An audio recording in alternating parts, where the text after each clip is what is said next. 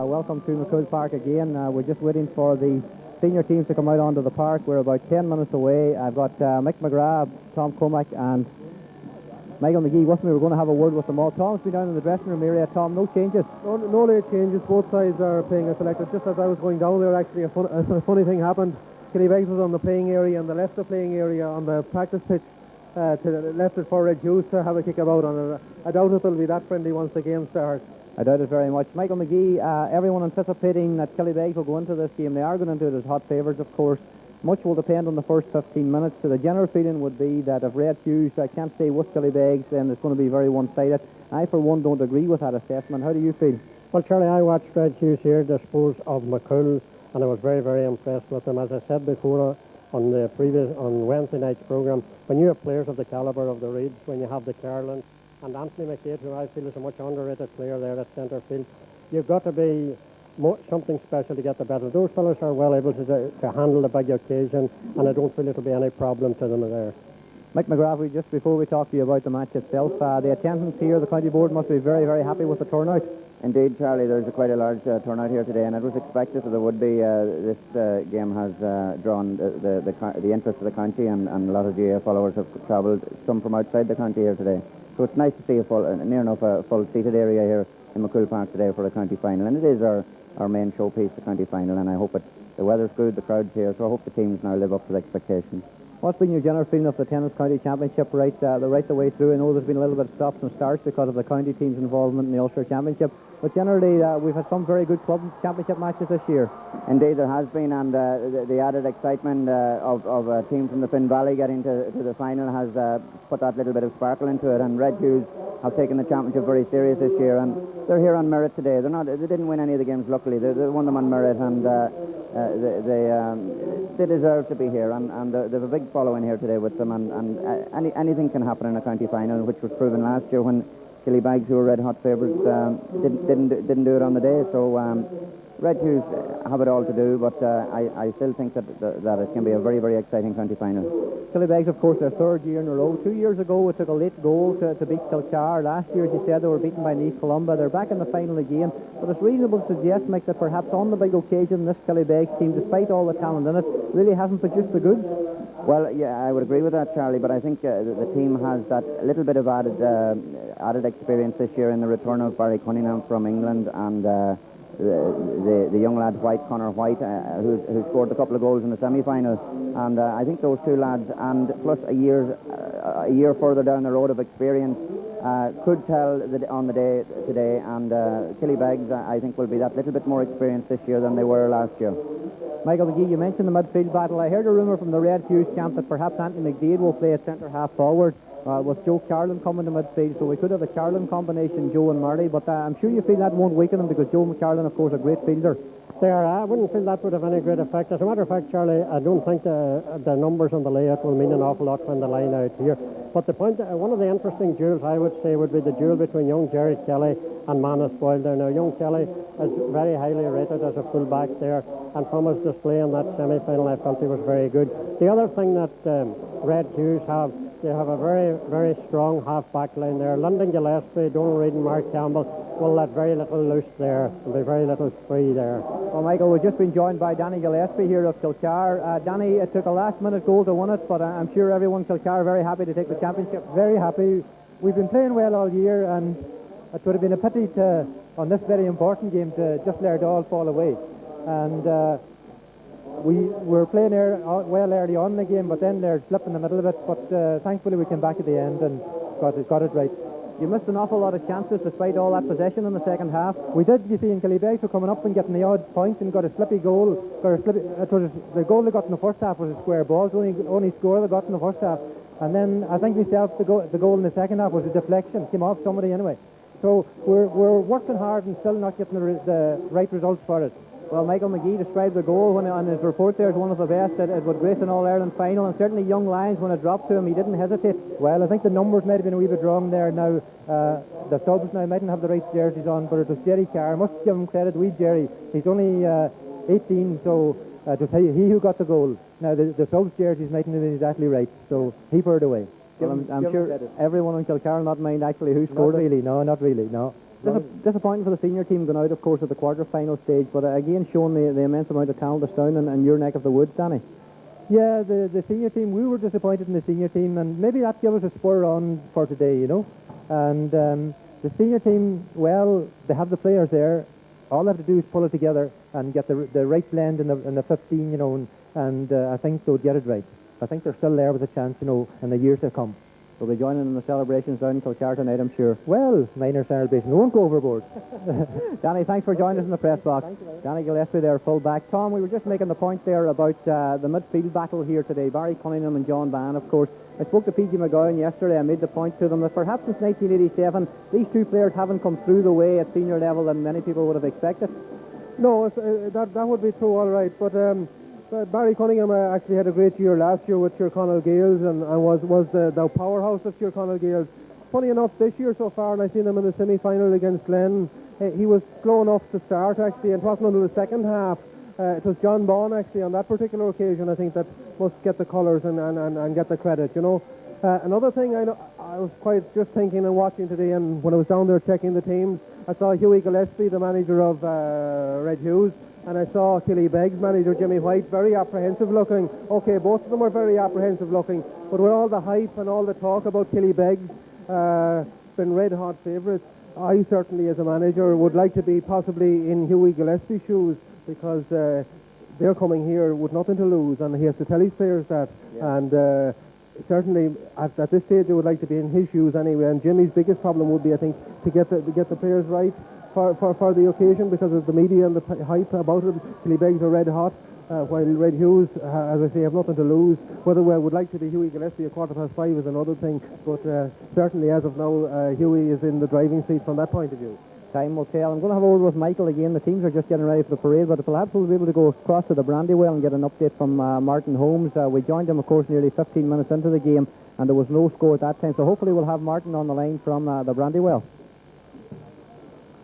Okay, right, actually, just come back to us here. We'll stay in McCool Park. The teams are getting ready for the parade. Michael McGee, the Killybegs side, of course, lots of experience there now. These players have been running for some time, but I suppose two of the young players will have to watch very closely, are the Boyle brothers, who impressed us greatly for the county minors this year. Yeah, they were very, very impressive on the minors, Charlie.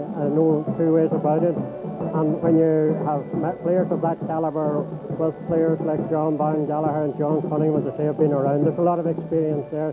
There's a lot of potential there. But I still come back to this thing about this Red Hughs team. The day that I saw them play the semi-final here, they impressed me a lot. They weren't in the least bit overawed by the opposition. Their positional play off the ball was something which you wouldn't expect from a team that haven't been in the high brackets for all that often. And the other thing about it was the ability of Martin Carroll and Donald Reid, Ollie Reid and Anthony McCabe and them to control play, to carry the young players with them, to feed them, and the young players take them along, as it were, there. I would be expecting a great game of football here today. Fast, open football with plenty of scores, I would think. Well, everybody's going to hope that. The pitch is in absolutely great condition. We'll take a short break back in the studio. Hopefully if we have Martin at the Brandy, we'll have a word for him. Actually, we'll take a short break. He can rejoin us almost immediately.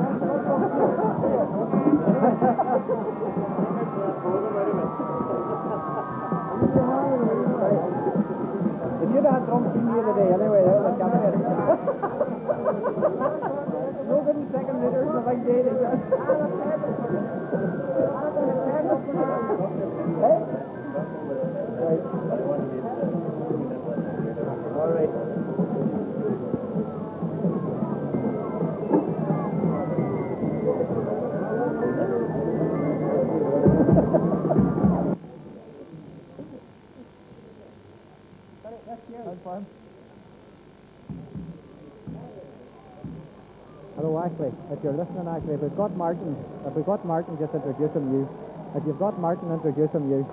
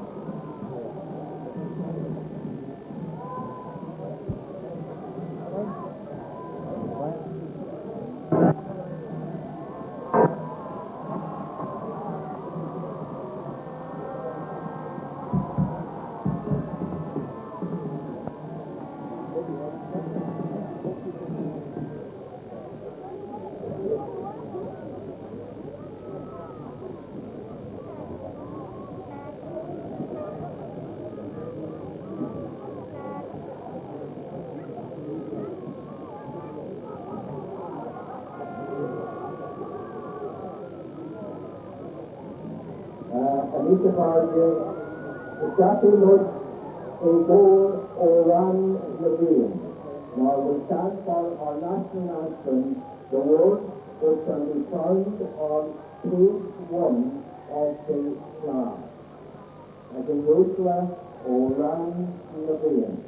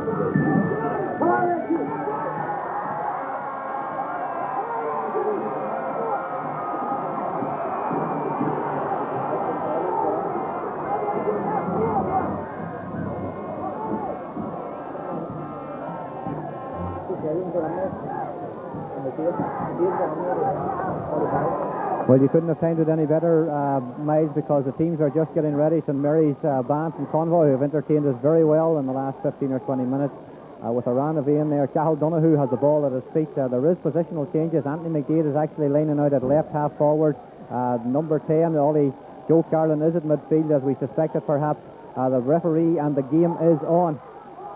And it's Barry Cunningham knocked it down, but Donald Reid picks up possession. Donald Reid with number 6 in his back, driving towards the 45-metre line. He's 35. He dropped it in low. There's a chance here in the opening minute for a goal, perhaps. But there's a good interception there by Paul Carberry. Paul Carberry knocked the ball out to John Van Gallagher. John Van Gallagher knocks the ball forward to Flipper Gallagher. Flipper Gallagher knocks it into Barry Cunningham. A sweeping move from one end, a sweeping move to the other. Barry Cunningham 30 metres out. He's dead straight in front of goal. He gives it to Conor White. Conor White gives it out wide to Mark Boyle. Mark Boyle driven wide all the same, but now he's cutting inside. Number 12 on his back. He drives the ball across. It's intercepted. Looking for Declan Boyle, but it's good play down there by number 7, who is Mark Campbell. Mark Campbell fouled, and it's going to be a free out from the 14-metre line, so chances at both ends. Sweeping move down by Donald Reid's ball, dropping in dangerously. Stephen Brown almost got onto it, but it was a good interception by the cornerback Paul Carberry. Moved out the field very quickly. John Van Gallagher found Flipper Connell Gallagher, or Connell Flipper Gallagher, whatever way you want to say it. He moved it forward to Barry Cunningham. Barry Cunningham's pass wasn't a good one to Conor White. He then found Mark Boyle. That wasn't a good pass either, and it resulted in a free out. The ball comes out. Gillespie misses it. It's picked up again by Mark Boyle. Killybegs playing in nearly all white with a red bar across. A bad mistake there by the cornerback, Cathal Doherty. The ball comes in to Conor White. Conor White tried to knock it across, but the ball's knocked out of his hand. And although we thought it was a 45-metre free, the umpire down there decides no, it's a goal kick from the edge of the small parallelogram. A bye ball, so Brendan O'Mara will fish the ball on the edge of the small parallelogram. Killybegs, as I said, playing in nearly all white apart from a red bar across the middle of their jersey, and the Red Hughs playing in the traditional red and black colours, identical to what Down will carry in a fortnight's time on the All-Ireland final. Holly Reid fouled. Holly Reid takes it quickly and knocks it up to Marty Carlin. Marty Carlin, so much expected of the big man today. Knocks it forward, looking for Doherty. Doherty grabs the ball. He tried to knock it forward, but it wasn't a good pass. Joe Carlin was available. John Van Gallagher's left-footed clearance isn't a good one. There's more height than distance on it. It's dropping inside the half. It's beautifully picked out of the play there by Brown. Louis Brown. Louis Brown left-footed into the corner. His brother Joey trying to get onto it. Joey Brown's there. He's close to the end line. The ball's gone wide. And the battle between the two strong men, John Cunningham of Killybegs and Joey Brown of Red Hughs, will be an interesting one here today. David Meehan will take this kick out from the edge of the small parallelogram. Killybegs are attacking the River Fin end here at McCool Park. For those of you who know it well, Red Hughs attacking the town end. Ideal conditions. The pitch is in beautiful condition. The sun's gone in. There's hardly a breath of air around McCool Park today. There's a big crowd. We estimated over 4,000 in. John Van Gallagher tries to find Barry McGowan. Barry McGowan playing a centre half back. Anthony McDade quickly to him. He robs him. McDade's free. McDade's moving into the 21-metre line. He shoots on his left foot, but he shoots well wide. But I know, talking to Marty Carlin earlier on this week, this is a tactic that Red Hughs were determined to use today. They were trying to keep it quiet, but Marty gave me a little bit of insight into their preparations. He told me that Anthony McDade would be playing centre half forward to try and nullify the danger of Barry McGowan driving forward from that centre half back position. McDade, one of the quickest players, of course, on the Red Hughs team. He's a versatile player. He's played at full back, at centre half back, at midfield. Today he's at centre half forward. David Meehan's kick out coming. Marty Carlin goes for it. Barry Cunningham knocks it down. Barry McGowan has it. He's outside his own 45-metre line. He was fouled by Ollie Reid. He takes a quick one to Barry Cunningham. He's a point to prove today, perhaps. Knocks it into Rory McNeilis, the only unborn guy that wasn't born in Killybegs, but he's been living there for 10 years now. But knocked into the corner, looking for Conor White, but Conor White unable to get that one. Cathal Doherty was right there with him, but the ball in was too strong, and it's going to be another kick out from the edge of the small parallelogram for Brendan O'Mara. Hughie Gillespie, in his first year as team manager of Red Hughs, on the halfway line with his hands in his pockets, shouting into Anthony McDade. And Jimmy White, the Killybegs team manager, his arms folded, one arm up to his cheek. Tensive times these for the two team managers. The early break could be the vital one. There's no score yet. Ollie Reid's trying to get forward. He's playing it right half forward. He knocks the ball across to Donal Reid. Donal Reid's 40 metres out. He gives it back to Ollie Reid. He's going to be tackled. Ollie Reid shoots on his right foot. David Meehan should pick this one out. He comes outside the small parallelogram. He did well. The keeper did very well. He knocked the ball out to Carberry. Carberry knocks it forward. Barry Cunningham's finding a lot of space. Declan Carlin's trying to get back there, but Barry Cunningham knocks it low in, looking for Manus Boyle. We haven't seen the full forward yet, but now he has possession.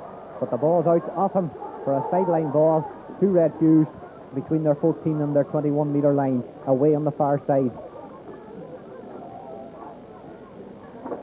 A sideline ball about to be taken out of the hand. It's knocked in. It's a poor one, but it comes now to Lyndon Gillespie. Lyndon Gillespie, son of Hughie and team captain. He knocks the ball forward, looking for Mark Campbell. Mark Campbell's got a man free inside. Ollie Reid there, but Mark Campbell on his left foot decides to shoot himself, but off his left foot and wildly wide.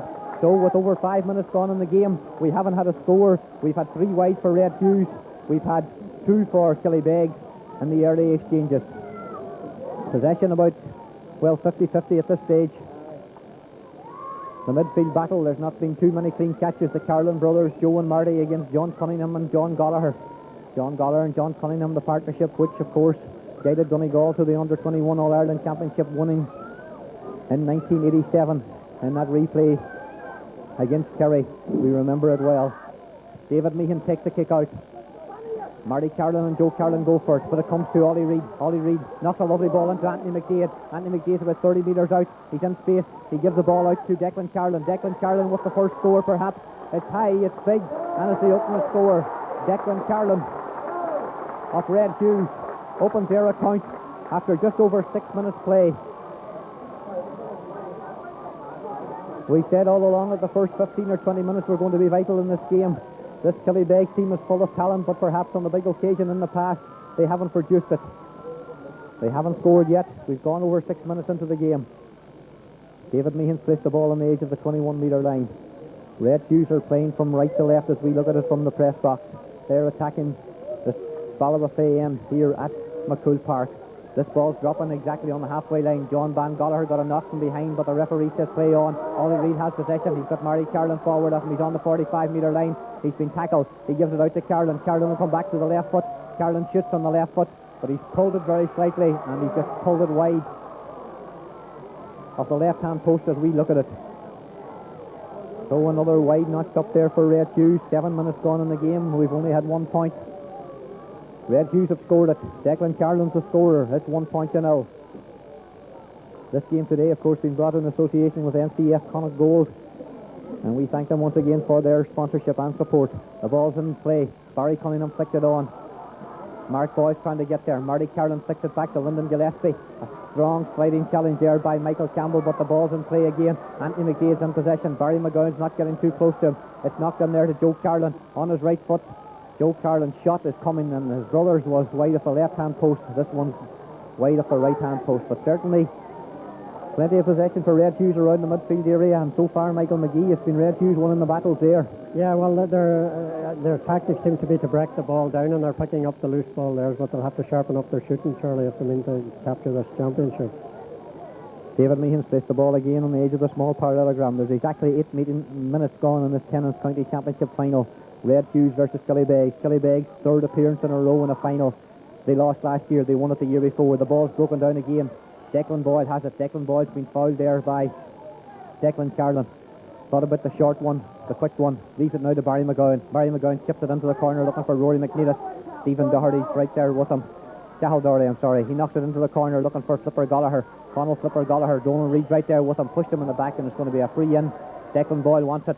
Declan Boyle was getting it, but Joe Carlin was there quickly, but the referee said it wasn't taken from the right position, so it's going to be a free about 10 metres in from the right-hand sideline here at the press box end here at McCood Park. Barry Cunningham with number 8 on his back's coming across to take it.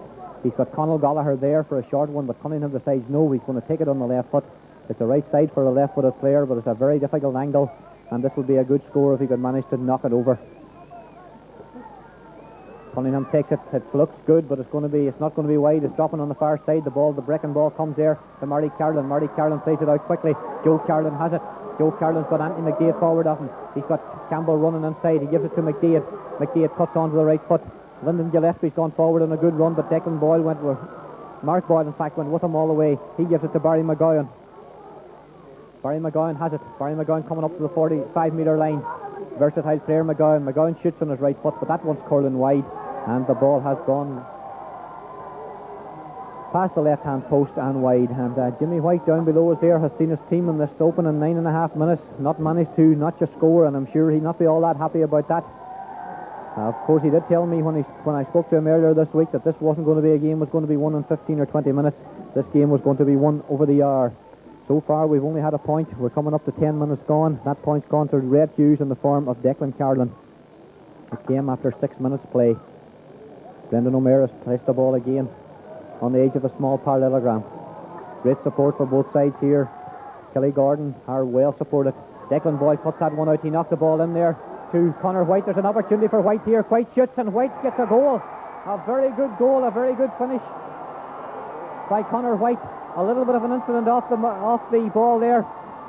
Manus Boy with a gesture that we could do without here on a football pitch towards Lyndon Gillespie, and the referee is quite rightly going to book Manus Boy.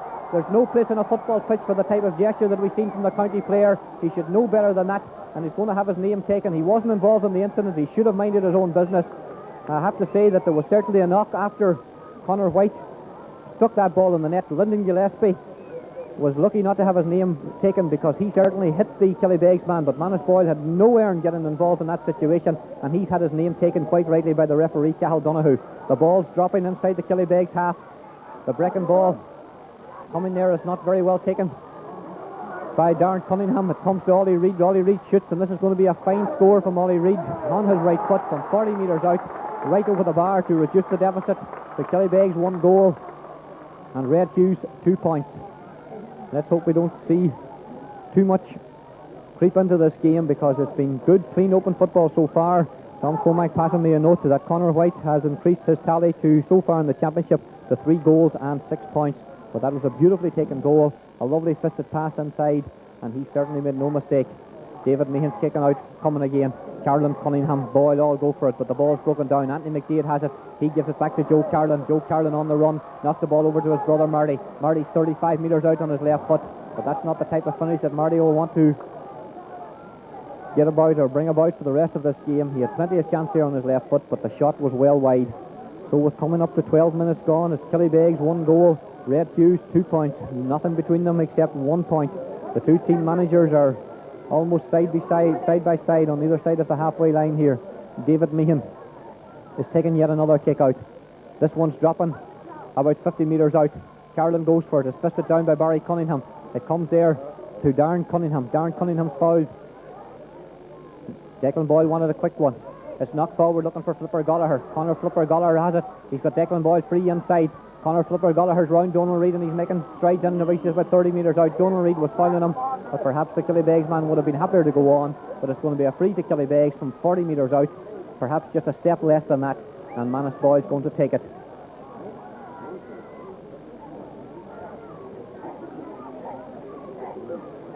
Certainly Flipper Gallagher looks to be very, very active in the centre half forward position. Donal Reid, quite a handful there so far in the opening 13 minutes of the game. Manus Boyle comes forward, he chips it, and he chips it well, and he chips it beautifully over the bar for his first score of the game, Killybegs' first point. So with 13 minutes gone, it's Killybegs 1-1, Red Hughs 1 point. Red Hughs opened the scoring through Declan Carlin in the 6th minute.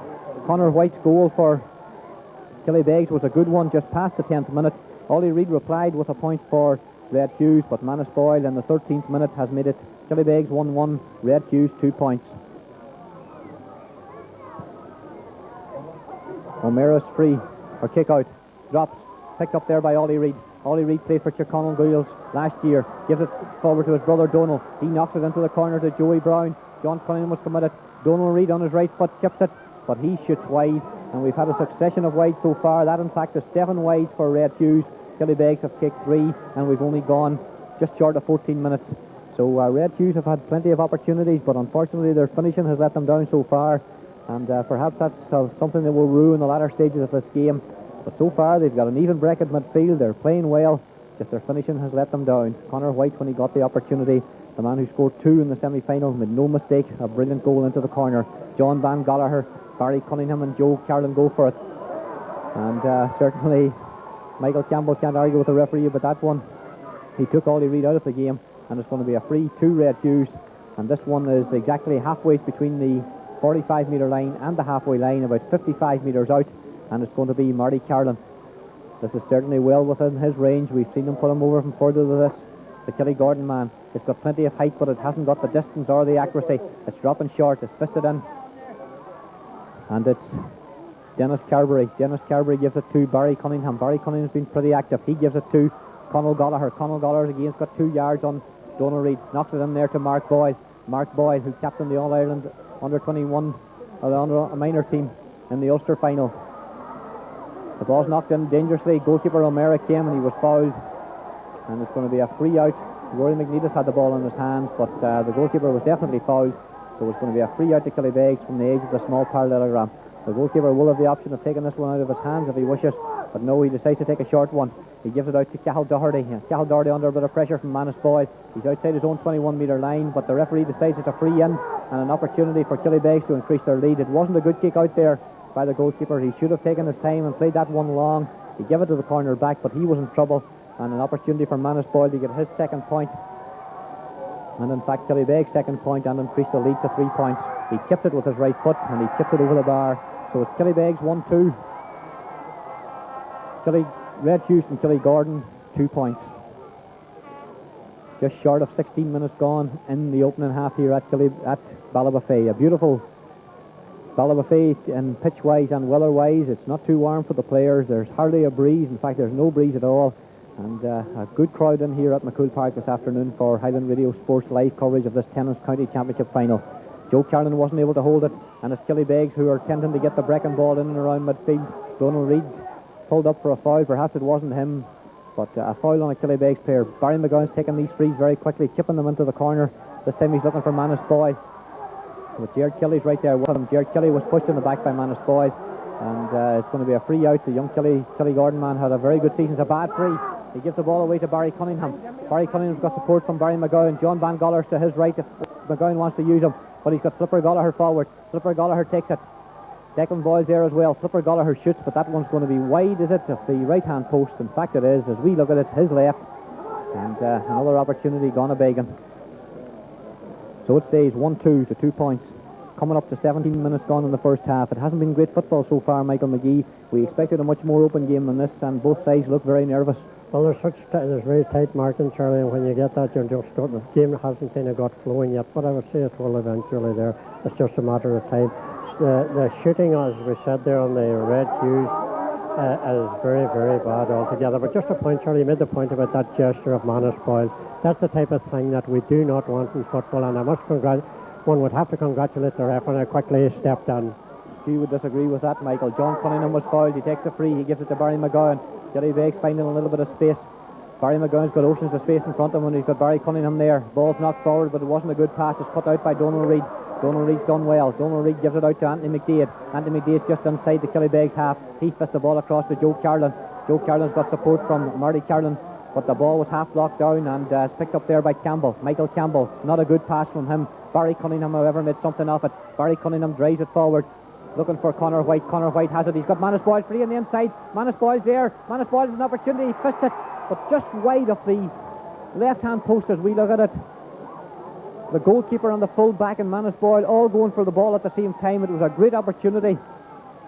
Manus Boyle got his fist to it, but he wasn't able to control it under the challenge of both the full-back, Gerard Kelly, and the goalkeeper, Brendan O'Meara. All three collided. Brendan O'Meara holding an eye injury as far as I can see at the moment. Gerard Kelly's back on his feet, feeling a little bit the worse for wear. Sure, Miles.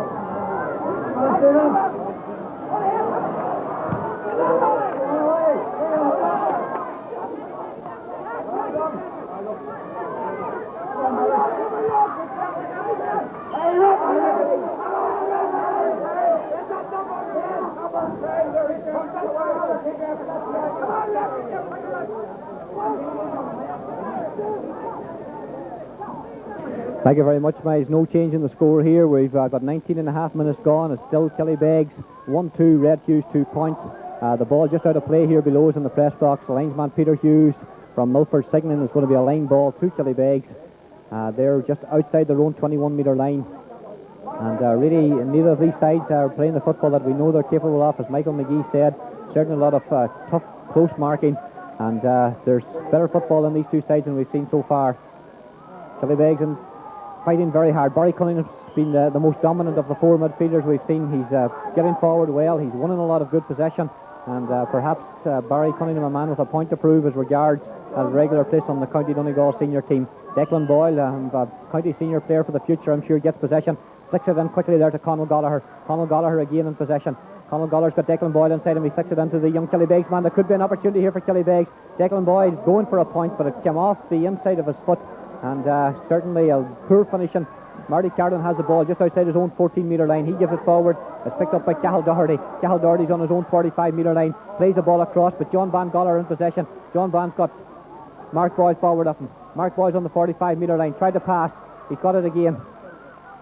Forcing his way forward. He's fouled, and a little bit harsh decision. He's taken it quickly. He give it out to Barry Cunningham. An opportunity for Cunningham. He shoots. O'Meara takes it. He wasn't able to hold on to it. There's a man in there, and it's actually in the net. The ball is in the net. Rory McNeilis may have got a touch on it, but I can't be 100% sure about that. Perhaps Barry Cunningham will claim it. His shot. The goalkeeper seemed to have it comfortably. He was moving on to his left foot. He wasn't able to take it cleanly. It came off his two hands. It moved away towards the goals, but certainly Rory McNeilis was in like a flash. I'm not 100% sure if he helped it into the net, but the ball ended up in the net, and the umpire was satisfied that there was no question of a square ball. So it's Killybegs with that goal have gone 2-2 to 2 points up. And certainly that could be a fatal blow for Red Hughs.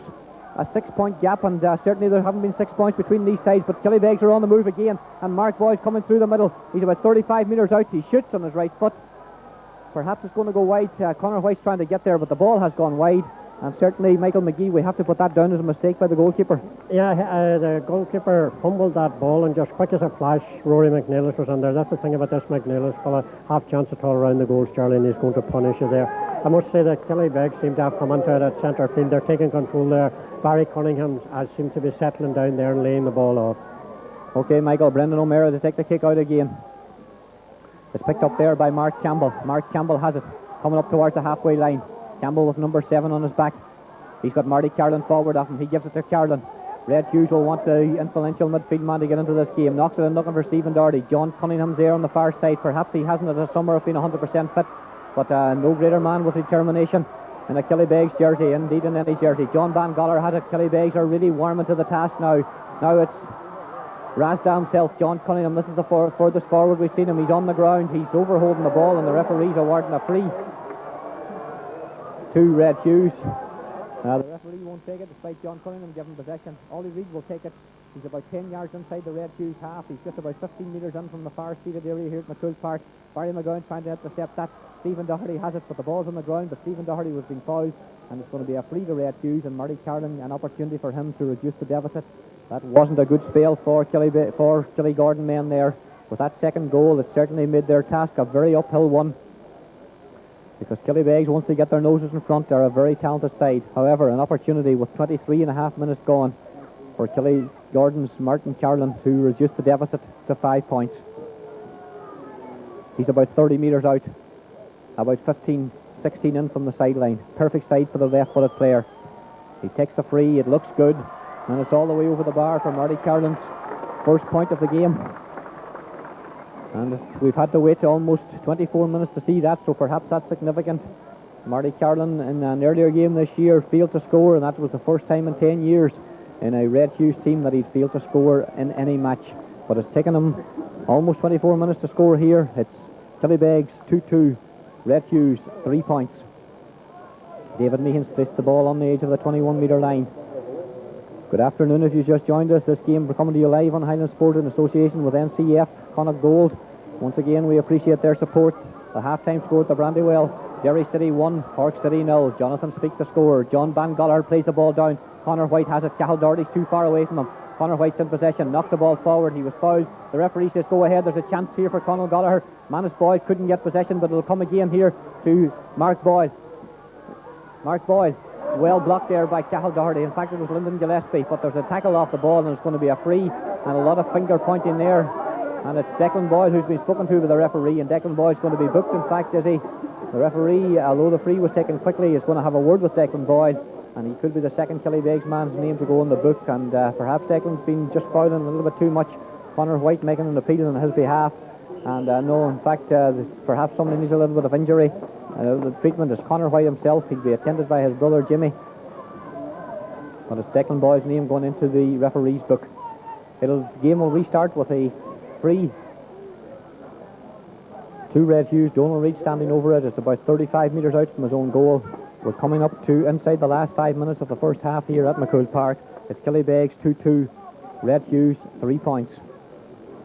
Other sporting events on the international scene today: Nigel Mansell took the Italian Grand Prix, and Jeff Hawkes of South Africa has finished as the winner of the European Masters. Philip Walton there finishing in the top four. Ollie Reid knocks that ball down to the corner looking for Anthony McDade.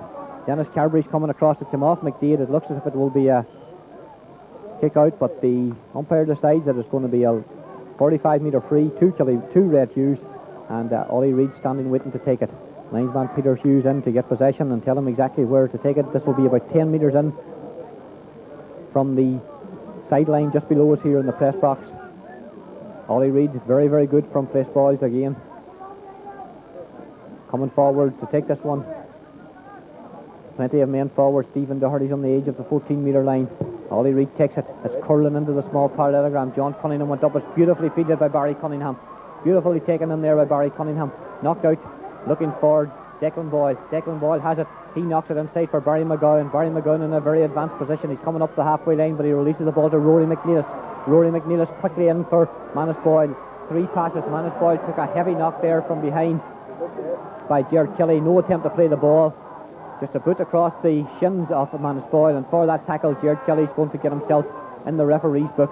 Manus Boyle will take the free himself, but a good sweeping move there by Killybegs, right from their own end line. It was Barry Cunningham feeding the ball beautifully, giving the ball forward quickly to Declan Boyle, straight into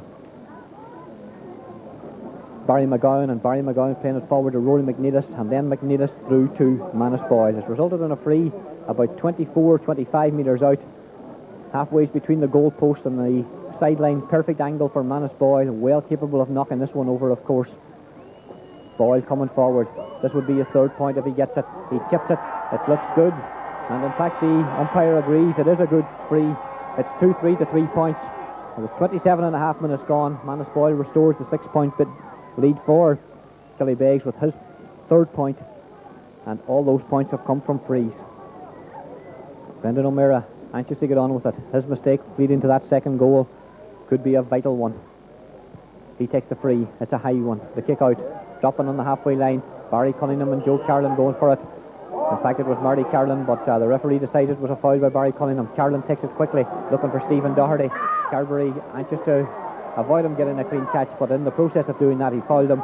So dead straight in front of goals. It's going to be a free. John Cunningham standing appealing innocently there with his hand spread out, but it was his full-back Dennis Carberry who was fouled in there, and it's going to be a free on the 14-metre line, and we would expect Martin Carlin to knock this one over. We're inside the last 2 minutes of the first half. Two fatal blows in this first half as far as Red Hughs are concerned. Those two goals. Marty Carlin knocks it over to reduce the deficit with his second point. 2-3 to 4 points with 28 and a half minutes gone. But it's going to be an uphill struggle for Red Hughs to get back into this match, because this Killybegs team, certainly when they do get a little bit of freedom, they're knocking the ball forward very quickly, and they have got 6 very sharp forwards in the Boyle brothers, Mark and Declan, of course.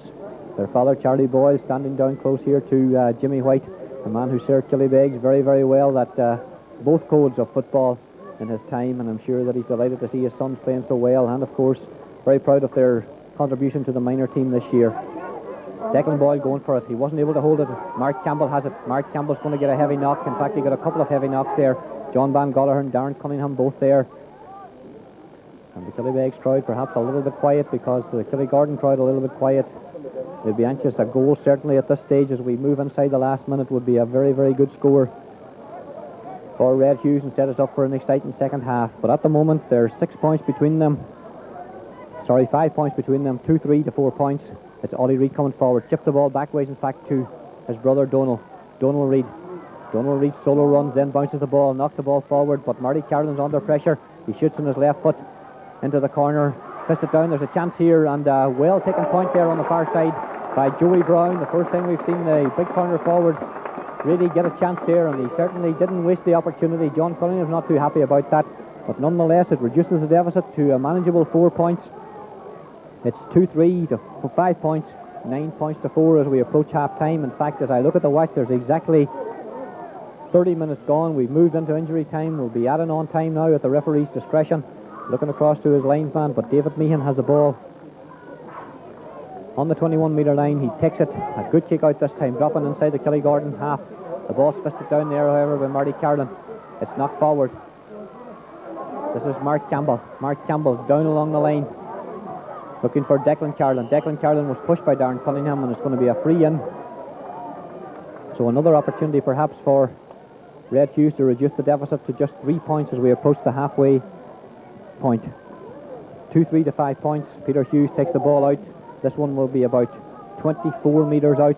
It's only about three steps in from the sideline, however. It's a very difficult angle for Ollie Reid, but he scored many fine points for Chirconnell Gales last year, of course, both from play and from place balls. This one's curling too quickly. Carberry knocks it down. Darren Cunningham got there. He picked the ball up outside his own 14-metre line. There, in fact, goes the half-time whistle. So at half-time in this Tennent's County Senior Championship final here at McCool Park, it's Killybegs 2-3, Red Hughs 5 points. There's a 4-point gap between them. We'll take a break, and when we come back we'll get the impressions of a number of people here in the press box of exactly how they see this game going in the second half. Rejoin us after this.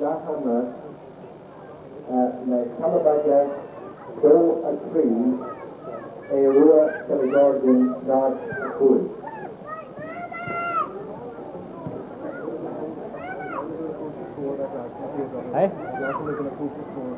Aye.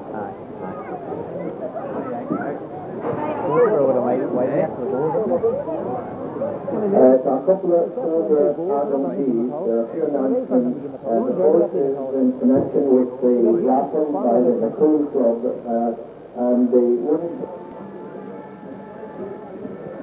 No. there's a notice that would Connor White took that first goal well. refrain from crossing the wire fence at full time. And you're welcome back to McCool Park. Michael McGee and Tom Comig are with me. Tom, your impressions of the first half? A very slow start there, but Killybegs seemed to move a little bit nicely when they got it together. Yeah, the one thing that struck me about Killybegs actually is that they can work the ball out of defence. They don't seem to panic or they don't seem to be under pressure. They can work it out of defence. And with their forward line, actually, they're playing here, there and everywhere. They're moving all over the field.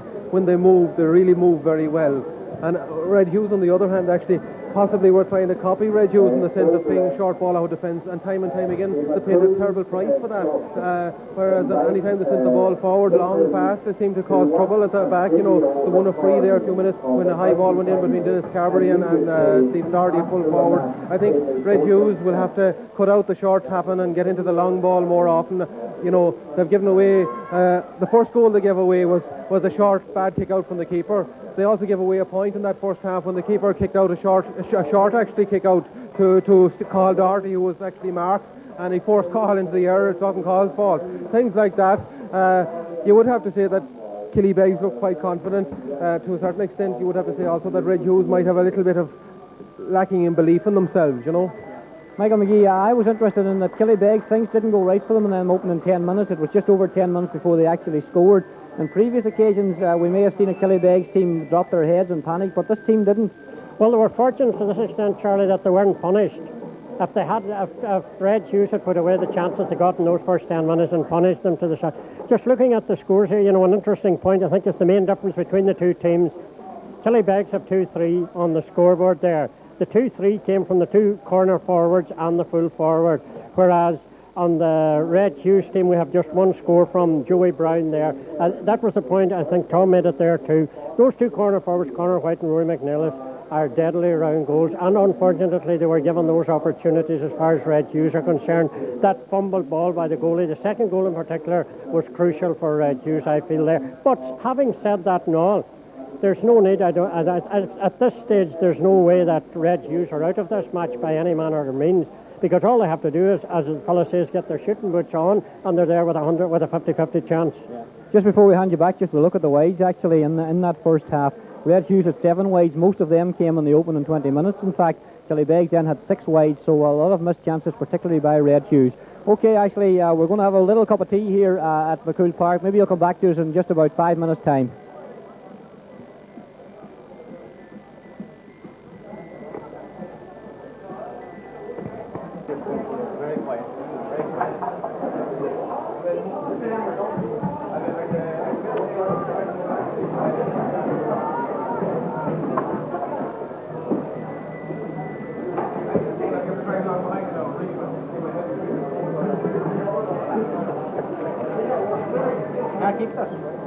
We want Rocky. Write them down. Here.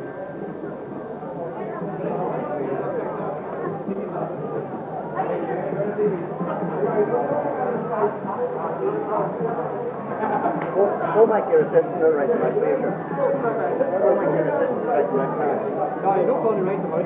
That's the way the list I have. It's only a matter of following the list of scores out of order. And if there's an item down, please, or leave it with you. Right back.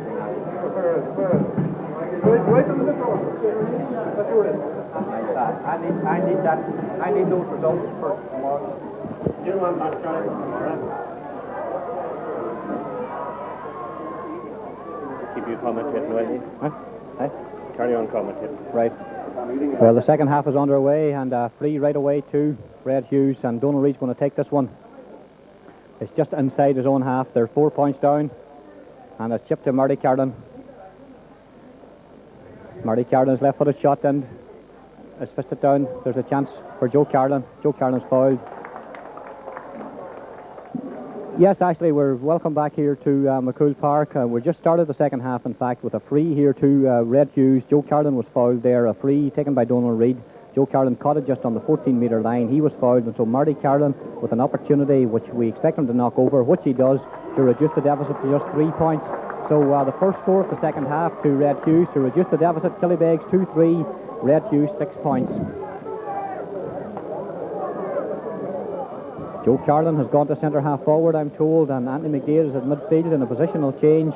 in the Red Hughs team. We'll just look around and see if there are any other positional changes. There wouldn't appear to be. McDade at midfield now, marking John Van Gallagher, who we were just saying at half-time, myself and Tom Cormack there, he's had a very quiet game, but Barry Cunningham's been the best midfielder on display. David Meehan takes the kick out, dropping inside his own half, is fisted down, hands go for it, none of them reach for it. Now McDade has it, Paul Carberry's there, it's knocked back however to Lyndon Gillespie. Lyndon Gillespie, the Red Hughs captain, left-footed into the middle. Joe Carlin tried to get there, but it's picked up by Ollie Reid. Ollie Reid has it, Ollie Reid knocks it forward to Anthony McDade. Anthony McDade, heavy challenge by Conal Gallagher. McDade's on his feet, he's a strong lad. He gives it back to Donal Reid.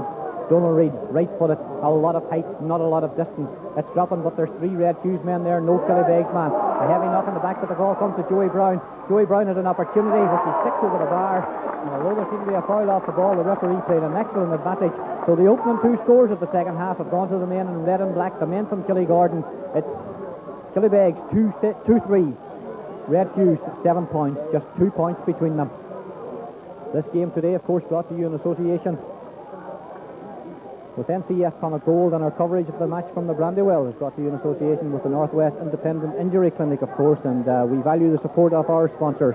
David Meehan takes the kick out, it's dropping on the halfway line, hands go for it. Now it's Red Hughs who are winning all the breaking ball. Donal Reid again, a lot of height. Carberry goes for it. John Cunningham wasn't able to take it. Ollie Reid's got men inside it. He's tackled high there by Campbell, but he gives the ball into Martin Carlin. Martin Carlin finds Stephen Doherty. Stephen Doherty shoots, it's curling, but not enough, and it's just outside the right-hand post as we look at it. The umpires did join us here in the press box for a cup of tea. Father Sean Gallagher's down at that far side, and he was able to confirm to me that in fact the ball had not crossed the line when Rory McNeedus got a palm of a hand to it to knock it into the roof of the net. So definitely credit that second goal to Rory McNeedus off Killybegs. Rory McNeedus, a man who was very involved 2 years ago when Killybegs snatched a late goal. Rory McNeedus, the man who kept that ball in play down at that same end. In fact, again, the breaking ball. Stephen Brown trying to get there, knocked it back, but it's knocked down along the sideline, very close to that far sideline. Lyndon Gillespie's across there. The linesman has his flag up, so it's going to be a line ball to Red Hughs, and Red Hughs have started this second half in determined fashion. Marty Carlin, long early ball down now. John Cunningham coming across. Cunningham's under it. Oh, a heavy challenge on Cunningham by Joey Brown and Stephen Doherty, but he's a strong lad, John Cunningham. He's able to take those knocks. He plays the ball across now looking for Declan Boyle, but Declan Boyle won't get there. It's Mark Campbell who's moved across the right half back. Mark Campbell knocked it forward. Roy McNeedus almost intercepted. Donal Reid has it. He's tackled by Conal Gallagher. He gives the ball forward there. Declan Carlin, the man who got the first point of the game, knocks it in. And it's Dennis Carberry. Dennis Carberry, the Killybegs captain, coming out strong player. Gives it to Barry Cunningham. Killybegs took 10 minutes to score in the first half. Will they take as long? The man is Boyle. Man seemed to foul his man, but he's on the ground. He's up again. He's got possession. Marty Carlin hits him heavy. Stephen Doherty tried to get there. Now it's Barry McGowan. Barry McGowan very well forward from his centre half-back position. He's got a man inside him. It's Conal Gallagher. Conal Gallagher's under pressure as soon as he takes the ball. Now he's got men behind him, but he's trying to force his way forward. He overcarried the ball, and the referee awards a free out. Conal Gallagher wasn't happy with the decision, but in fairness to the referee, it looked to be a good one to me. Donal Reid chips the ball forward. This is Ollie Reid. Ollie Reid on his own 45-metre line under a bit of pressure. Knocks the ball forward. It's cut out there by Paul Carberry. Paul Carberry left-footed across. Declan Boyle will get this one. He's got Rory McNeedus running free inside him. McNeedus is sharp. There's a man free inside him. McNeedus can get it. A sliding tackle by McNeedus. The referee awards a free, and it's Cahill Doherty who took a heavy knock there. He's going to need treatment. Hughie Gillespie, his team manager, quickly in there. He shipped a heavy knock, and Hughie Gillespie having a word there with his corner back, Cahill Doherty. In fact, it's Lewis Brown who had a word with there. Cahill Doherty, who's down injured. And the play will stop for a little while. So it's Red Hughs have opened the second half, Michael McGee, in pretty good form, and it's anybody's match at this stage. Yeah, there's only just 2 points between them, Charlie, and as we said just before half-time, once they knuckled down and got their shooting boots on, it's very much anybody's match so far, but it's early times yet, and if it continues as we've seen the first 10 minutes, we will have a very exciting second half indeed. Killybegs were slow to start in the first half, and similarly they've been very slow to start in the second half. Perhaps they felt at half-time that the hard work had been done? Well, I think Jimmy White's long enough around to know that the hard work wasn't done at half-time. We're only halfway there at that stage, Charlie, and I'm sure they're well conditioned that they'll have to fight the full 60 minutes against this Red Hugh team. Cahill Doherty's recovered. Donal Reid takes the free. Barry Cunningham, who's seen so much of the possessions in possession, shakes off the tackle. Brown knocks it forward looking for Manus Boyle. Manus Boyle flicked it forward. Rory McNeilis, small in stature, big in heart. We've said it so often before. He went in where it hurt there and he gave it back to Conall Gallagher. Conall Gallagher shoots. Brendan O'Meara takes this one. He wasn't able to hold it first time. He dropped the ball. Manus Boyle's in there. It should be a penalty. The referee says play on. But well, I have to say that Red Hughs are very lucky to get away with that one, because it looked as if Manus Boyle was certainly impeded as he went for the breaking ball there. Joe Carlin knocks it forward. John Cunningham will cut it out. Cunningham steps onto his right foot, plays the ball across for John Van Gallagher. We haven't seen much of John Van. He's on the halfway line. He's been chased by Brown. He knocks the ball forward. Out comes Gerard Kelly, but he's not able to hold it, but Marty Carlin picks up the pieces. Marty Carlin gives it to Donal Reid. Players playing all over the park here in this Tennis County Senior Championship final. Donal Reid tackled by John Gallagher. John Gallagher got a slap in across the face for his troubles there. Donal Reid trying to fend him off, but it was Reid who was fouled, so it's going to be a free two. Okay, Miles.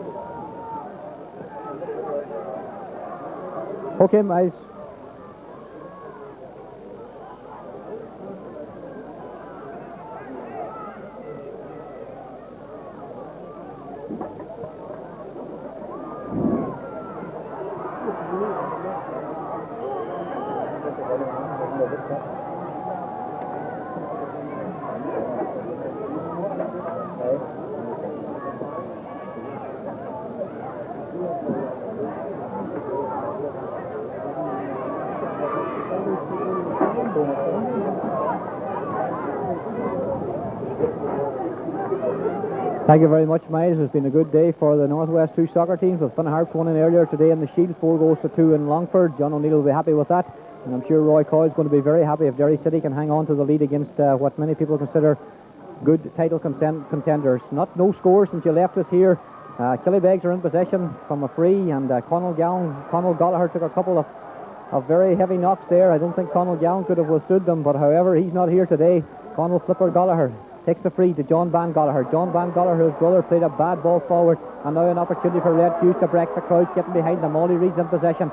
He's inside the 45-metre line. He's about 35 metres out. He's been tackled. He shakes off the tackle of Campbell. They overheld the ball, and the referee's awarding a free out against Ollie Reid. And referee Cahill Donoghue, I have to say, he's had a good game. He hasn't missed a thing here so far today. John Van Gallagher's in possession. Again, a heavy knock. One or two stray elbows around here. Quick free taken. This is Barry McGowan.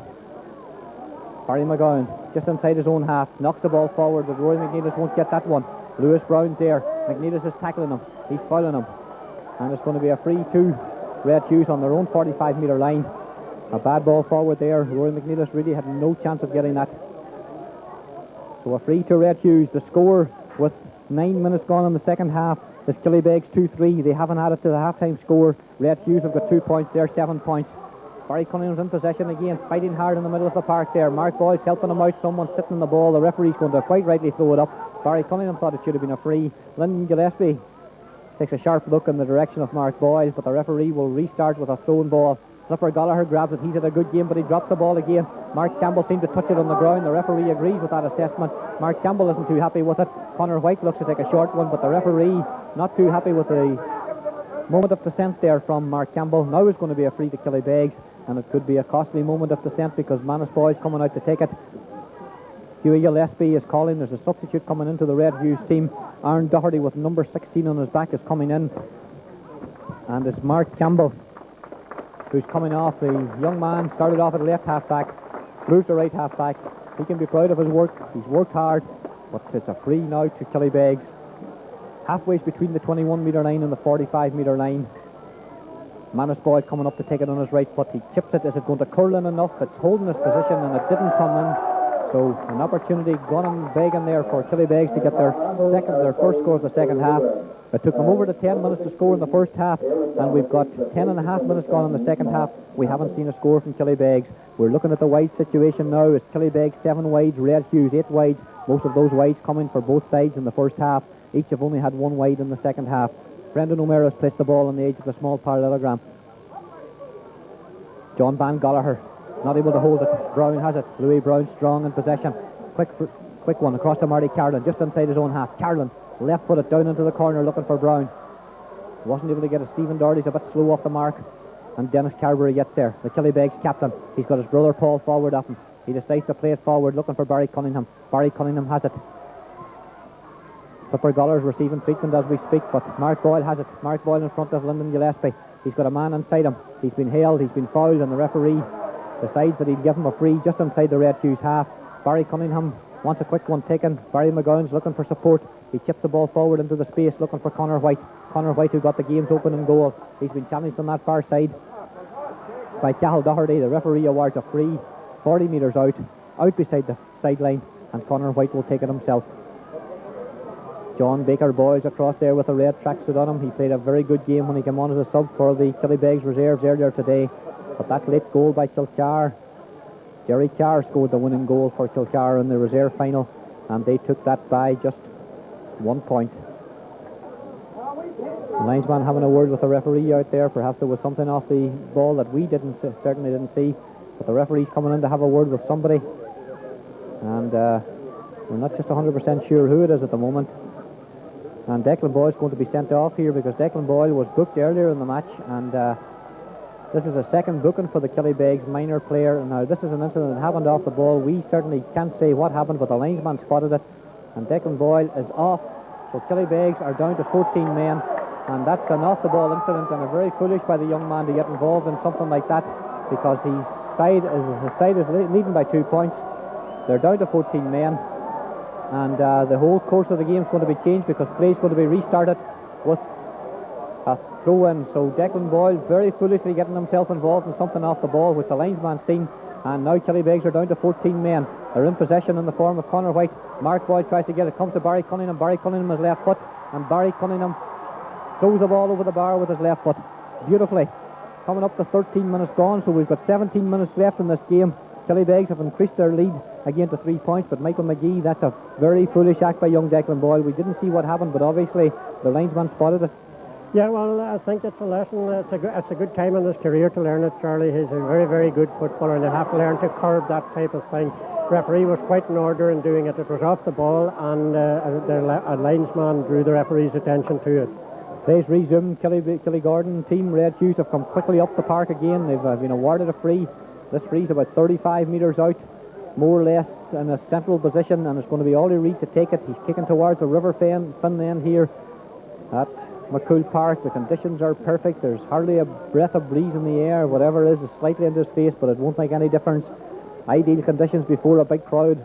McCool Park looking well. The ball's not high enough to reach over the bar. It's snatched out of the air there by Paul Carberry. Paul Carberry's got Dennis Carberry, his brothers, and out forward. He gives it back to John Cunningham. John Cunningham, a heavy shoulder, gives it to Carberry. The full back line playing well, working their well out. Campbell gives it forward there to John Van Gallagher. John Van Gallagher knocks it forward. Donald Reed's the spare man. This is Manus Boyle. Manus Boyle knocks the ball forward, looking for Mark Boyle. Killybegs moving well. Mark Boyle scored a couple of good points in this position for the Donegal Miners, but that one's drifting wide. In fact, has it gone wide? It has indeed. Killybegs moving well again, right from the fence there. The full back line of the Carberry brothers and John Cunningham working the ball out, but Mark Boyle unable to take advantage of it. Donald Reid would appear to be the spare man that Red Hughs is playing. He's still playing in around the fence. They're trying to get a short one taken, but the 5 Killybegs forwards are working hard off the ball to prevent them doing that. O'Meara's kick-out's dropping about 50 metres out. John Van Gallagher grabs the ball, gives it to Barry Cunningham. Barry Cunningham gives it into Barry McGowan. The inter-county players, much will be expected of them. A good ball forward, looking for yet another one. Manus Boyle, but just a little bit too much pace on it, and it's going to be a kick out from the edge of the small parallelogram to Red Hughs again. Exactly 15 minutes gone in the second half of this Tennis County Championship. 15 minutes to go. 15 minutes for Red Hughs to come back from 3 points down to get something out of this match. 15 minutes for Killybegs to take their second senior championship title in 3 years.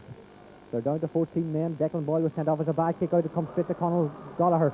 Conor Gallagher's about 35 metres out of the sharp angle. It's a right-footed shot, but it's never really on target, to the right of goals. And it stays. Killybegs 2-4. Red Hughs 7 points. The 2 goals coming from Conor White after 10 minutes, and Rory McNeilus fisting that second goal in the first half. In fact, it came after 21 minutes.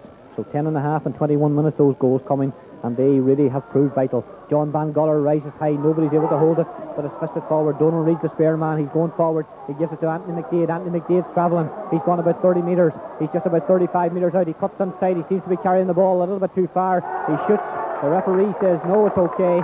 Paul Carberry says he's overcarried it. I personally would have to say I thought he took a little bit too many steps, but no, the referee said it was okay with 16 minutes gone. The deficit is reduced to 2 points again. An excellent crowd in here at McCool Park today. Big support for these two club teams, of course. Both made up of players who were born and raised in their own areas. Killygordon, Marty Carlin told us during the week, all from a 3 or 4 mile area around the Killygordon area. Killybegs, the only guy who, and Joe Carlin and Barry McGowan having a little bit of a set to there off the ball. Rory McNeilis, the only non-Killybegs born player, but he's living there for 10 years now. Barry Cunningham's in possession. Barry Cunningham shoots a low one, it's not a good one. Brendan O'Meara takes it. Rory McNeilis was in there. It's fisted down, but that wasn't a good ball from Anthony McDade. Barry Cunningham has it. He's been tackled there by McDade and by Doherty. But well, the referee says he overcarried the ball. Barry Cunningham just shakes his head and goes away from the play. It'll be a free to Red Hughs, about 40 metres out. Donald Reid takes it quickly, gives it to Cathal Doherty. Cathal Doherty's on the ground. Manus Boyle came in very late. A little incident off the ball again between Doherty and Manus Boyle. But the ball's cut out there by Campbell. Comes to McGowan. McGowan knocks the ball forward to John Van Gallagher. John Van's come more into this game in the last 5 or 6 minutes. We hadn't seen much of him before that. He's tackled out there by Declan Carlin, but John Van's strong in possession. He's going forward. He's round the tackle of Marty Carlin. He shoots on his right foot. It's curling, but it just curled wide of the right-hand post as we look at it. His left from where he shot out on that far side. And the number of wides for Killybegs has increased to 11. 5 in the second half. Red Hughs have shot just 1 wide in the second half, and they've added 3 points to their total as well. Donald Reid knocks it forward. Aaron Doherty, the substitute, looking for Brown. John Cunningham spams it up basketball style, then grabs it, gives it to Barry Cunningham. Barry Cunningham to Dennis Carberry. Dennis Carberry to Mark Boyle. Oh, every Killybegs man working harder since they went down to 14 men. Manus Boyle's there. Jared Kelly's with him, but Boyle has it. Boyle's been fouled. A heavy challenge there by Cathal Doherty. Conor White was trying to get in quickly, but Manus Boyle chipping a heavy challenge and getting on with the game. And now it's going to be a free to him. He's about 8 steps in from the sideline as we look at it. He's about 26, 27 metres out, steadying himself. Coming on to his right foot, takes it. It's curling, but it won't curl enough. It's going to be wide of the far post. Conor Gallagher tried to fist it back into play, but that was a difficult task because there was a lot of pace and a fair bit of height on the ball. 18 minutes and 45 seconds gone in the second half. Killybegs 2-4. Red Hughs 8 points. There's nothing between them really. The kick of a ball. Killybegs are down to 14 men. Declan Boyd's been sent off for 2 bookable offences. Marty Carlin shifts a heavy challenge. Knocks the ball forward looking for Ollie Reid. Donald Reid's running forward of his younger brother. Donald Reid's the spare man now. Ollie Reid still in possession. Not a good ball to Donald Reid. He took it and he took a tackle at the same time, and he certainly felt the effects of that. And now the referee's blowing him up, but Donald Reid could be slightly concussed after that challenge, because certainly it was a delayed reaction there from the Killygordon man. It wasn't a very good pass. In fact, it was a terrible pass from Ollie Reid. It gave him everything to do. As he was taking the ball, he was taking a tackle from Campbell as well. Nothing malicious about the tackle, it has to be said. And now Hughie Gillespie is going to be booked, because obviously he said something to the referee when he went in there to treat his injured player, and now the Killygordon team manager Hughie Gillespie is the next man to go into the book. Donald Reid is on his feet, and actually he's been sent off. Well, I'm not sure how that operates. Will he have to leave the sideline? But he's sent off anyway for something he said to the referee. But perhaps he won't be allowed onto the park again. Stay with the play. John Cunningham knocks it forward. Flipper Gallagher tried to get there. Conor White's trying to get there, but it's Cathal Doherty comes across. Doherty's going to be tackled by Rory McNeilis. Sweeps him aside. The ball's inside there. Knocked forward again, looking for Anthony McDade. Anthony McDade has it. Anthony McDade knocks the ball forward to Joey Brown. Joey Brown back to Donald Reid.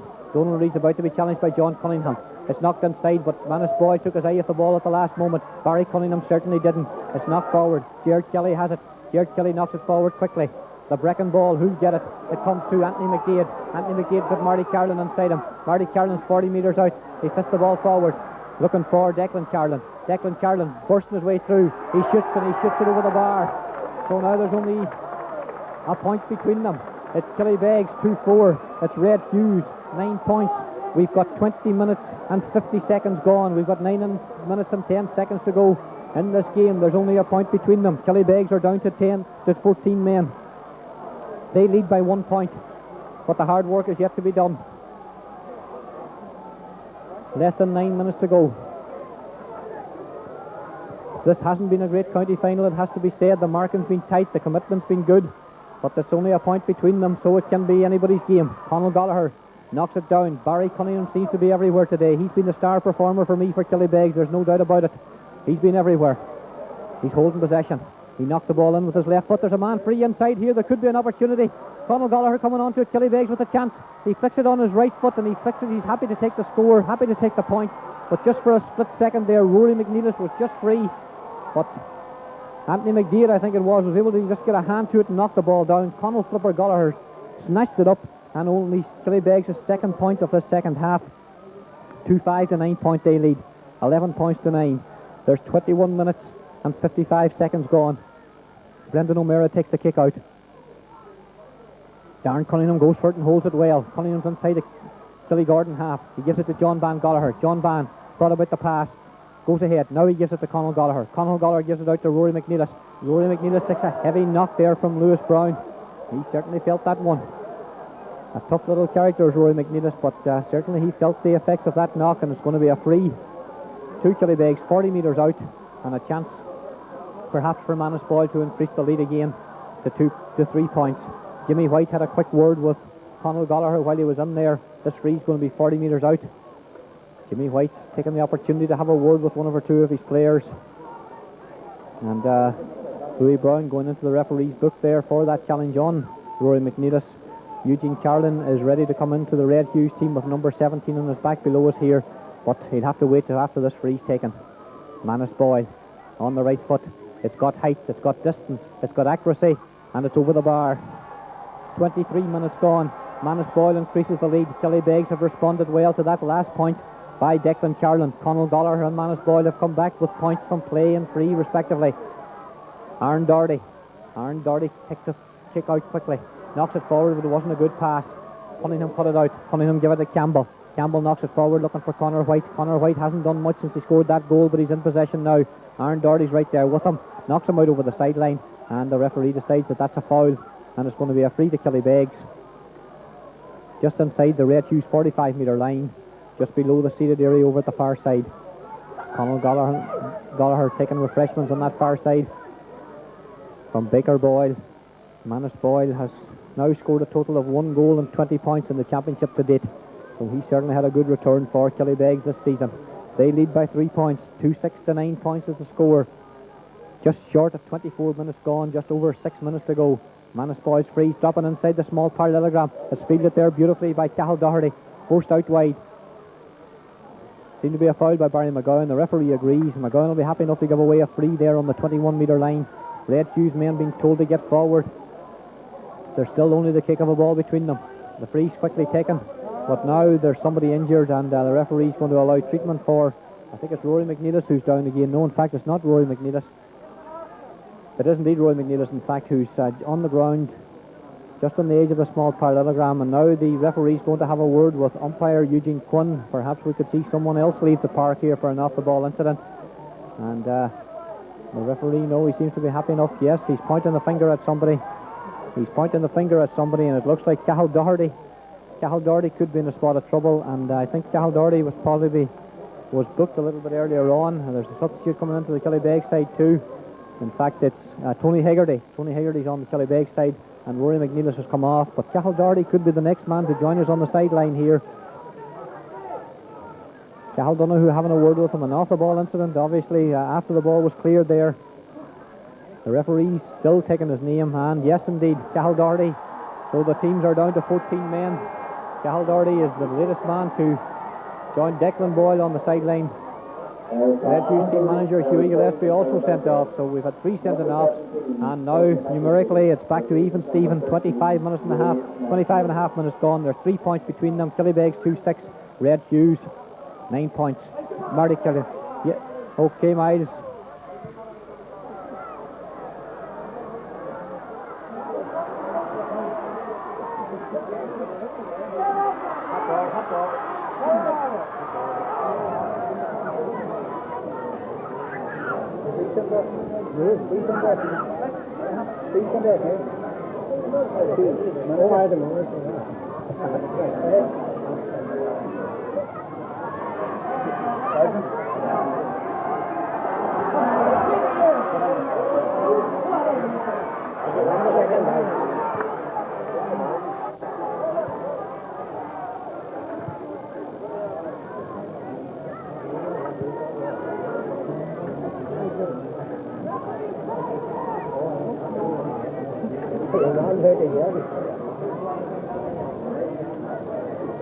Thank you very much, Miles. No change in the score here. It's still Killybegs 2-6, Red Hughs 9 points. We do have an injury to Killybegs player out there on the ground, but we're just not 100% sure. There was a sliding tackle incident there, and someone is flat on their back. But Michael McGee, it would appear now that Killybegs probably will be good enough to hang on. It's dangerous to say that, I know, with over 3 minutes to go plus injury time.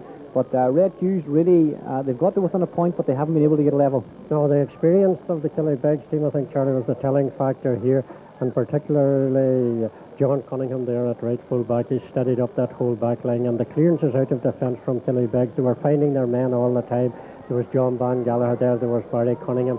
They were lying, as I say, experience above more than anything else there, and using it to the full.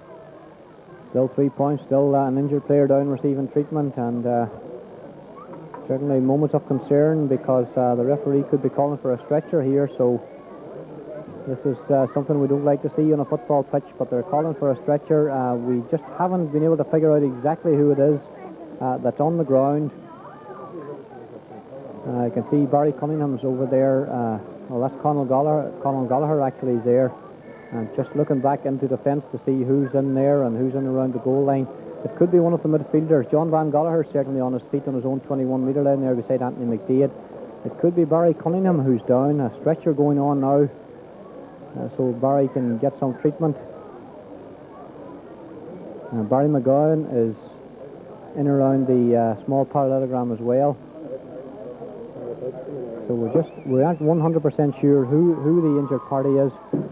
Barry Cunningham, I'm being told. Yeah, it is Barry Cunningham, in fact, and that's sad news because Barry Cunningham's really had an outstanding game here today for Killybegs, and it would be a pity if he had to go off at this stage. And in fact, it's the Killybegs team manager Jimmy White who we see getting himself ready to come into the game, number 23 on his back. But Barry Cunningham, I'm glad to say, is at least in a sitting position at the moment. You can just see him through a maze of bodies and legs over there. Charlie Boy's in with him, and Baker Boy's in there. Barry Cunningham getting to his feet, but feeling a little bit worse for wear perhaps. And he must have shipped and looks slightly concussed actually. Not able to put his weight under him really, and looks to be in a concussed situation, but he's getting a big round of applause here, as you probably hear from the crowd here at McCool Park. He's had an outstanding game. Been helped off the pitch. At least the stretcher wasn't required, which is at least good news. Yes, it must have been just slightly concussed. He's shaking his head there to try and get a sense of it, but it will stay with the free. Marty Carlin takes it. It's a beautifully struck free, and that one is all the way over the bar. Beautifully struck by Marty Carlin from about 50 metres out, dead straight over the bar. So now it's 2-6 to 10 points, just two points between them, and we've got half a minute of normal time to go, but there will be quite a bit of injury time for the couple of injuries we've had in this second half. David Meehan, as you would expect, in no great hurry to get on with it. And really, it's a county final that perhaps we expected more than we've got from, because it hasn't raised to any great heights. There's been a lot of commitment on both sides, but the standard of football overall hasn't been that great. Perhaps it's too much to expect that in a final. Ideal conditions. John Van Gallagher went for it, but the ball breaks down there, and it's Jared Kelly bursting forward. Jared Kelly from full back. He's been followed by John Van Gallagher. Jared Kelly shoots, and now there's only a point between them. A great score from young Jared Kelly, all the way forward, and he really pushed forward. Donald Reid rallying his forces, telling them to really get their act together. There's only 1 point between them. We've gone half a minute into injury time, and it's now Killybegs 2-6. Red Hughs 11 points. David Meehan not in any hurry, in possession is going to be vital here. Are we going to see, in the year of the draw in 1991, are we going to see a draw in the Tennis County Championship final? We've had a couple of draws already in the campaign, of course. Will we see more? Possession so vital. Barry Cunningham's off. John Van Gallagher going for it. The ball drops. Red Hughs men trying to get there. The ball's knocked forward. There's a lot of scrappy play. Conal Gallagher has it. Killybegs will be happy to knock this ball into the corner. Conal Gallagher's fouled. Jimmy White's away out here on his own if Conal Gallagher sees him. He has seen him, in fact, but Woolley decided to take his time and take the free. And it's going to be Conor White, in fact, who's going to take the free. Just outside the 45-metre line. And Killybegs eating up the time here. There's a minute and 14 seconds of injury time gone. They lead by 1 point. They lost last year by 1 point. You may remember the knee Columba. Jimmy White with number 23 in his back is still free. There's a lot of movement around the ball. Conor White will be keen to get this one wide. If he doesn't put it over the bar, he takes it right-footed. It looks a beautiful strike of the ball and an excellent score from Conor White. That's a fine score, and it could be the one that clinches this Kennan Senior Championship title for Killybegs, because they've increased their lead now to 2-7. They've only scored 4 points in the second half, it has to be said. 2-7-2. 11 points. A quick free out taken. Donald Reid knocks it across to Anthony McDade. There's still life in Red Hughs. A goal, of course, would win it for them. We saw a goal won the reserve final a couple of hours ago, and that occasion it was Kilcar beating Killybegs. So will the same fate befall the senior team? Mark Boyle fouls Donald Reid. Donald Reid's on the 45-metre line. We're well into injury time. 32 minutes and 12 seconds gone. Marty Carlin must know that with 2 points in it, perhaps he should drop this into the small parallelogram, or will he be happy to try for the point and hope that there's extra time left? There should be about another half a minute at least of extra time. Marty Carlin coming forward. Takes it with his left foot. It's curling, but it's dropping inside the small parallelogram. Hands grab for it. Paul Carberry has it. Paul Carberry's forcing his way out towards the sideline. Paul Carberry did very well. Clears the ball looking for Conor White, but it's going to be a sideline ball to Red Hughs on that far side. There's still an opportunity for Red Hughs to do something. We've almost 3 minutes of injury time gone. Donald Reid knocked the ball forward. Ollie Reid has it. Can they snatch a late goal? Can they snatch a goal that would win it? Declan Carlin's on the ground. He's up again. He knocked the ball back, but now Mark Boyle has it. Mark Boyle knocks it forward. The final whistle goes. Killybegs are the county champions. Killybegs are the county champions for 1991. 3 minutes of injury time gone, and there's great scenes of delight here among the Killybegs followers. John Cunningham and Barry Cunningham, I'm glad to say, is back on his feet. He seems to have fully recovered. Jimmy White's in there. He's put in a hard year's work. Now Charlie Boyle's going to him, and certainly Killybegs, after the defeat last year, have come back and won it. As you naturally would expect, some dejected look on the Red Hughs team, but they've certainly played hard here today. They never really got it going. Perhaps that second goal was a body blow from which they could never recover. They got it back to with only 1 point between them in the second half, but they never could get it any closer than that. So in the end, Killybegs 2-7, Red Hughs 11 points. That's the final score. You'll be coming back. We'll be getting a reaction from people from both sides in a couple of minutes' time. We'll go back to the studio for a short break in the meantime. I'll grab anybody you like. Anybody at all you can. Chairman of the County Board of Donegal State, Senator Faulkner, will now present the Captain of the Wire Cup to the captain of the Killybegs team, Dennis Calvary.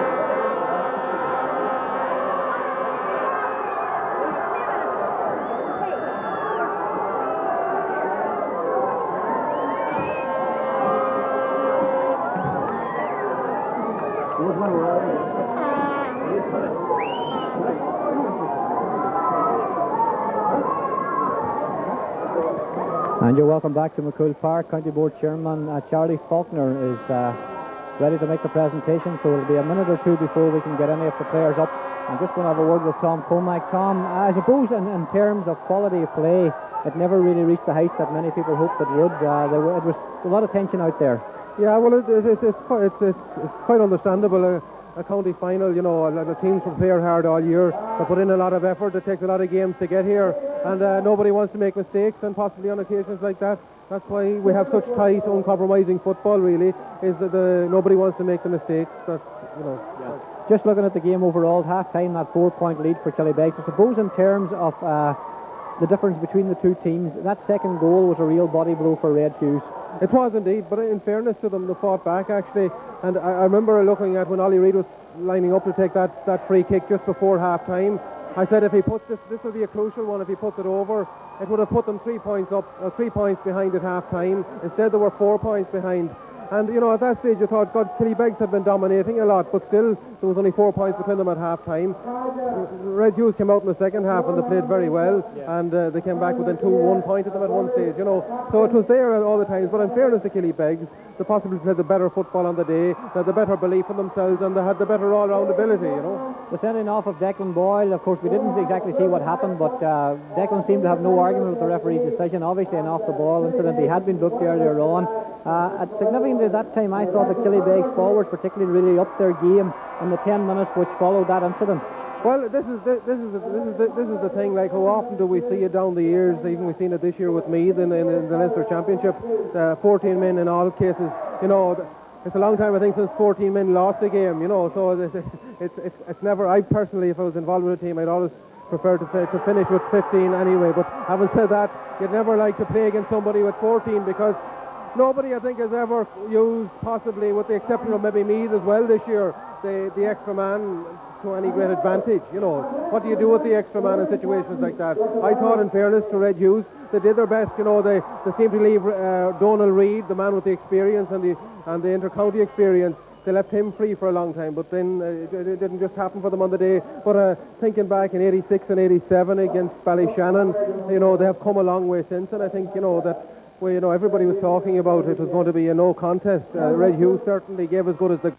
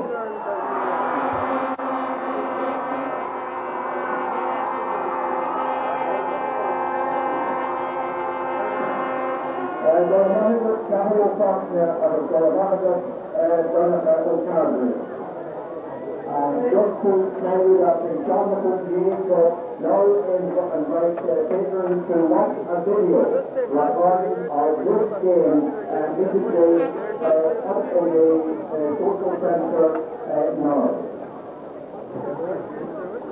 The Donegal County Board would like again to thank Ken Clarence Limited for the generous sponsorship of the Senior Championship.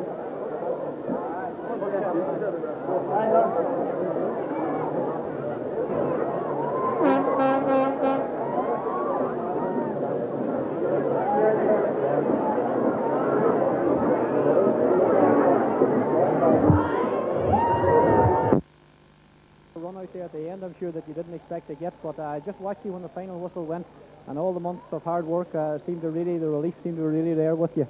Thanks, Charlie. It was a lot of relief, a sense of relief, and a lot of frustration, just overboiled. But what can you say? I mean, there are no words to express my feelings at this time. But you know, my feelings are going with Red Hughs. They give us exactly what everybody predicted they would. They were super fit.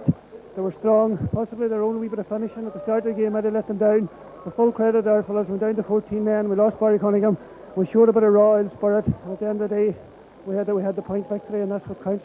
Reflecting on the game, it took you over 10 minutes to score, Jimmy. I made the point at half-time, perhaps in the past we would have seen a Killybegs team drop their head, but the players kept cool. Red Hughs perhaps could have been further ahead because they missed several good chances in that period. That's true. They missed at least 2 or 3 points early on. Anthony McDade was straight through, and they had a very bad wide, and we were a wee bit anxious.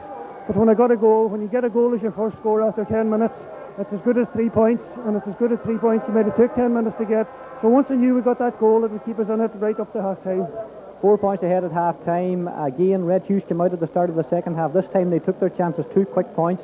Were you concerned at that time, Jimmy, that Red Hughs were really on the up and up, and it took your side so long again to settle in the second half? I was very, very concerned in the second half. There must have been at least 15 minutes gone in the second half before we scored, if not 10 at least. And we went out determined to get into it again in the second half. We let a 4 points lead very nearly slip, but we just, that wee bit of experience, fellas like Conor White that haven't had a lot of football this while, and that last score near the end, we just got that 1 or 2 points from very limited chances in the second half, and that's probably the difference at the end of the day. A couple of significant factors. Declan Boyle sending off. We didn't see what happened, Jimmy, so obviously we can't comment too much on it. Down to 14 men, but I felt at that time your forwards particularly really rallied to the task. Well, they did. I mean, 14 against 15 is usually a complicated system because when they have the extra man, they don't know how to use them. I'm not saying they didn't know how to use them, but they were taking kick-outs and they didn't know whether to play it short or play it long. And it was only then, it was that 10-minute spell that we started to win a bit of possession. You know, the whole players were all over the pitch at that stage. It wasn't a case of holding your position. They were all over the place, and luckily, you know, we just held out, and that's what it's about. Stephen Carlin's point took it back to just 1 point in it, Jimmy, and again Killybegs responded to Conal Gallagher, got a nice point. Manus put over a free to put you 3 points ahead. Did you feel at that stage as if you were going to get there? I did. I remember well when Stephen Carlin scored and there was a point in it. I was looking around me to see where would we go. Actually, I was trying to find ideas. As you say, we came back, Flippers got a point. I think it was Conor or Manus, whatever, put us into a 3-point lead, and I thought then we would hold it. But I mean, they came back. Marty Carlin got 1 great free, and the full-back Jared Kelly got up and got a great point. And at that stage, I could even see a draw coming, but fortunately for us, the whistle went. And the main thing is now we're county champions, and I mean, people look back and say, matters to me. Well, that's the final point I was going to make to your questions asked about this Killybegs side. But in 1991, you've come back, Jimmy. We have come back, Charlie. I mean, there are no words to express it. We knew deep down when you beat the county champions by 13 points, it's very hard to say to them that doesn't matter. You've got to go and meet Red Hughs. Nobody in Killybegs underestimated Red Hughs. A lot of the public and the media given us red hot favourites. I don't know, us the red hot favourites. We didn't accept that. We knew we were favourites on the law of averages, but we weren't red hot favourites, and that was demonstrated today. And I mean, I know how Red Hughs feel, and I don't feel very great going into the dressing room and trying to sympathise because there's no words I can tell them. Okay, Jimmy, many congratulations. Thanks for joining. Thank you, Charlie. Well, we've been joined by Marty Carlin, just shaking hands with Jimmy White here in our press position. Marty, I know you're going to be very disappointed because Red Hughs put in a big effort in the lead up to this final, and there was times there today when we thought the Red Hughs could come out and win it. Yeah, we're dreadfully disappointed, Charlie. We just gave it absolutely everything we had. We started terribly well and kicked about 5 or 6 ways, I think, before Killybegs got the ball into our half at all. I felt we might just do that, but I knew we were playing well, and I knew we'd taken the game to them early on, Charlie, and we did settle. Apart from the wides was a bit worrying, but I felt we settled well, and we run with a shout, Charlie, you know. I suppose 2 of the significant factors, one of them you mentioned, the number of wides you had in that opening period when you were on top, Marty, and the second goal, because at that stage, there was only 3 points between you, and perhaps even Killybegs didn't deserve to be 3 points ahead, but suddenly for them to go 6 ahead, Marty, it was always going to be an uphill struggle. Well, I felt it was definitely against the run of play, Charlie, I have to say. We gave them 2 terrible goals, not 1 at all. I think the first one was a very bad kick out from Brendan O'Mara. As these things happen, he missed header. She went straight to the Killybegs, Conor White, who was inside our defender, probably where he shouldn't have been, and he sold it straight to and had her into the net. And the second one was when Brendan O'Mara failed to hold the ball, unfortunately, and the ball bounced in and Manus Boyle knocked it into the net. I think there were 2 terrible goals, Charlie, and to give Killybegs 2 goals early on against the run of play was going to be a fierce uphill battle, and that had proved at the end of it. We give it everything. It was a great performance from us, and I felt overall we had the balance, we had the most of the play, but unfortunately at the end of the day, it's the scoreboard that counts, Charlie, you know. You got it to within 1 point there late in the second half when Declan knocked over a score, Marty. Did you feel at that stage that you were going to be good enough to go and win it? Our heads were really up, and Donald looked at me and he clenched his fist and he says, "Come on!" And I looked at a few of the Killybegs faces, John, Barry were going, and I could see the concern there, and I really thought we had them at that stage, Charlie. Another point, and I'm sure we'd have won the match. They came straight down, we conceded a terrible free, we had possession, we lost it, somebody picked it off the ground, and Conor White kicked over a great score. But I felt just when Declan got that score, to leave it within a point, I really felt we had them on the run, Charlie, and I thought we were going to win the game from there, but unfortunately, that's the way it goes, you know. When we spoke on Friday, Marty, we talked about the significance of the midfield battle. I felt perhaps Barry Cunningham was a man who came out slightly on top in that area. Well, I don't know, Charlie. Maybe he picked up a few breaking balls. Barry already covered a lot of ground. He was fresh. But I thought overall Joseph had a magnificent first half, and I thought we dominated the first half. I thought completely. They got a bit of more breaking balls around the midfield in the second half. But overall, I'd be very happy with the Red Hughs midfield performance, I'd have to say, Charlie, like, you know. Well, your first county final since 1986, Marty, a much better performance today than we saw from Red Hughs that day. Will the club build on it now? Well, that remains to be seen, Charlie. Obviously, there's a lot of young players there. Myself and Donegal are the two oldest players on our team, and maybe there's a year or two left in us yet, I don't know. But as I say, the lads are terribly disappointed. We'll have to go away and have a think about it. But I've no doubt if we can keep them together, we'll get back again, Charlie, you know. Marty, thanks for joining us after the game. Marty Carlin there of Red Hughs, and we appreciate both Marty and Jimmy White, of course, of Killybegs, coming in to our situation here in the press box so quickly after the game. Right, just before we hand you back to the studio, we've got results from GAA. These matches played last night, of course, in the Donegal All-County Leagues. In Division 1, the results were Gweedore 1-6, McCool's 1-7, Downings 1-4, Glenfin 2-5, Neath Columba 5-12, Arua 3-5, Four Masters 4 points, Ardra 19 points. Division 1 Reserve, Gweedore 7-8, McCool's 2-6, Neath Columba 2-9, Arua 1-7, Four Masters 2-10, Ardra 12 points. In League Division 2, Dunlow 1-7, Cloughaneely 7 points, second defeat on the trot for Cloughaneely. Niamh Breed 2-15, Niamh Connell 11 points, Bundorn 11 points, Narossa 10 points.